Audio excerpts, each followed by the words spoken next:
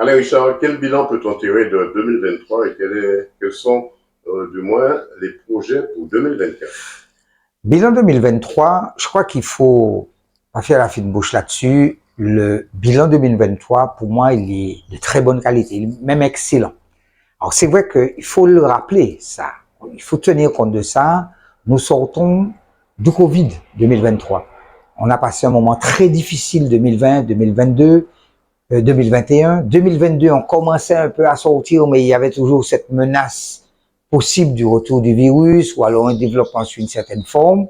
Et puis là, les choses sont, je vais dire, réglées, même s'il y a encore quelque chose qui traîne. Mais 2023 a été l'année où les choses reprenaient, je vais dire, à la normale pour le sport d'une manière générale. Parce que on a une grosse chute des fréquentations des activités sportives, du nombre de licenciés. Et puis 2023, les choses sont reparties à la normale. Et la YOL aussi est repartie à la normale. On a pu avoir un championnat complet avec 11 compétitions de championnat. Rajouter à ça la Coupe de la Martinique, la Coupe des Mapipi, le Grand Prix du 22 mai. Presque même chose en BBL. Donc, on est reparti dans une année pleine.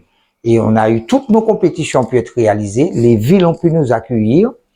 Et puis, est arrivé aussi le Tour.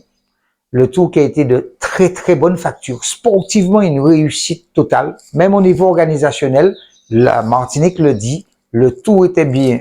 Le Tour était beau. Alors, c'est vrai que quand on organise, et c'est très lourd, c'est extrêmement lourd quand on peut avoir de se dire, bon, il faut améliorer ci, il faut faire ci, il faut faire ça. Mais la grande satisfaction dedans, c'est l'investissement humain qui a été fait par notre organisation. Et je le rappelle, ça démarre depuis le conseil d'administration, en passant par l'équipe de gestion, et puis bien sûr, les présidents d'association et les coursiers derrière, les patrons qui ont fait un important travail, sans compter les bénévoles qu'ils ont autour, les papas, les mamans qui viennent, les frères, sœurs, les femmes ou maris qui viennent porter leur solidarité au fonctionnement des associations. Donc, tout ça a participé à cette réussite que nous avons eue sur ce Tour 2023. Et je crois qu'on a eu en plus à enregistrer le départ de Félix Mérine, qui était au bout, ça, c'est la plus belle porte de sortie qu'il pouvait s'offrir et offrir à la Martinique, ça a été de remporter ce tour, cette édition 2023. Je crois que ça aussi, ça a participé au succès du tour. Même si ça fait mal de perdre un tel concurrent, mais c'est quelqu'un qui a tellement donné à l'AIOL et très justement, je sais que dans ses projets à futur, on va le revoir. Donc, je crois que en global, c'est cette satisfaction que nous tirons. Maintenant, il y a quand même encore des pistes d'amélioration de conditions d'organisation de la fédération et sur lesquelles nous allons nous atteler sur les prochaines années et dès maintenant, 2024. On va parler, Alain Richard, des projets 2024, justement. Alors, vous savez, dans ma position, il est extrêmement difficile de parler de projet dans la mesure où mon mandat touche à sa fin. Voilà. Donc, ça fait partie des projets aussi. Ah, ça fait partie des projets. Qu'est-ce qui va se faire? J'en sais rien.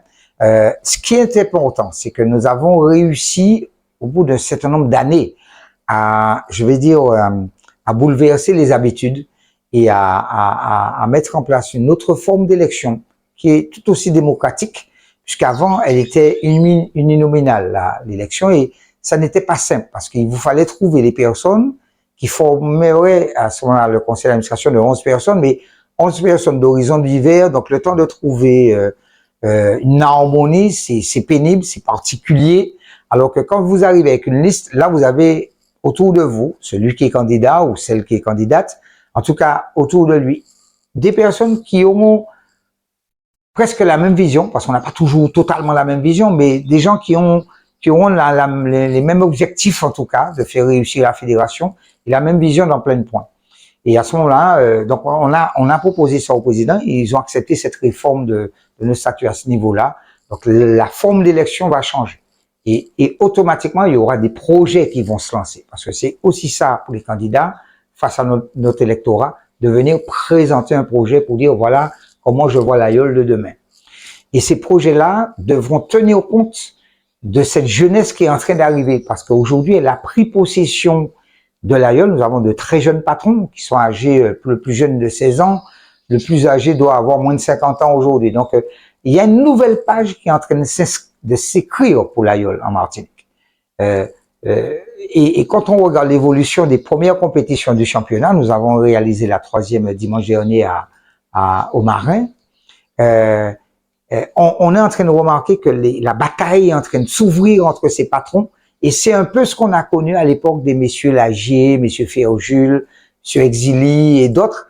Eh bien, on est en train de retrouver cette bataille sur l'eau avec des équipages complètement rajeunis, avec des stratégies des plus folles, et on a d'ailleurs une flottille très resserrée. On a pu le voir au Marin dimanche.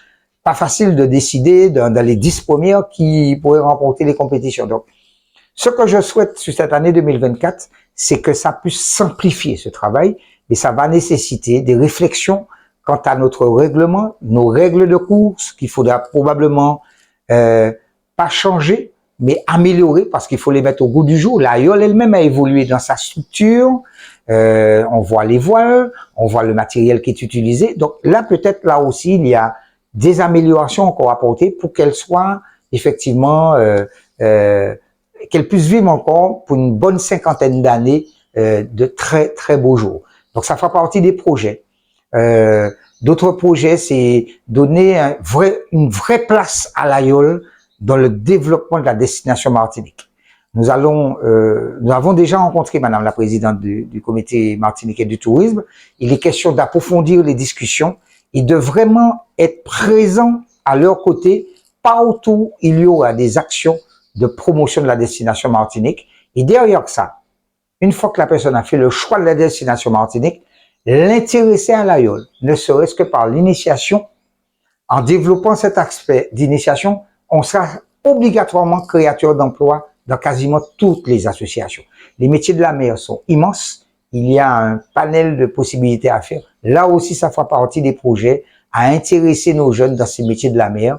Et on s'appuiera avec le comité des pêches, l'école de pêche et puis la CTM. Il faut pas oublier notre gouvernance politique à des outils vers lesquels nous irons.